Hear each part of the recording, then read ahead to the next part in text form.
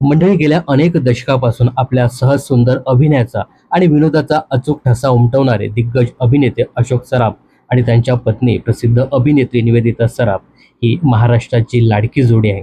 या दोघांनी नाटक, मालिका आणि चित्रपट या तिन्ही माध्यमातून आपल्या अभिनयाचा ठसा उमटवला आहे. सध्याच्या काळात मनोरंजन क्षेत्रात एक विशिष्ट कल पाहायला मिळतो, जिथे अनेक दिग्गज आणि प्रस्थापित कलाकारांची मुले आपल्या आईवडिलांच्या पावलावरती पाऊल ठेवत मनोरंजन सृष्टीत आपलं नशीब आजमावताना दिसत आहेत. मात्र या सर्वसाधारण प्रथेला अशोक सराफ आणि निवेदिता सराफ यांचा मुलगा अनिकेत सराफ याने पूर्णपणे छेद दिला आहे.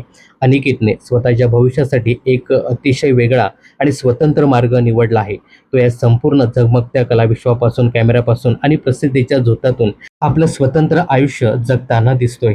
तर अशोक सराफ आणि निवेदिता सराफ यांना एकुलता एक मुलगा आहे, ज्याचं नाव आहे अनिकेत सराफ.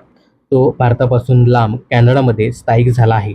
आपला मुलगा भारतात का राहत नाही किंवा या मनोरंजन सृष्टीत का काम करत नाही, यावर बोलताना निवेदिता म्हणाल्या की त्याला भारतात परतण्यात काहीच रस नाही. अनिकेतने आम्हाला स्पष्ट सांगितलं आहे की आई बाबा, मी तुमच्या इतका पैसा कदाचित कधीच कमवू शकणार नाही आणि तुमच्यासारखी प्रसिद्धी मिळवू शकणार नाही, पण मला जे साधं, शांत आणि सुरक्षित हवंसं आहे ते मला इथं मिळतं, म्हणूनच मला इथेच राहायचं आहे.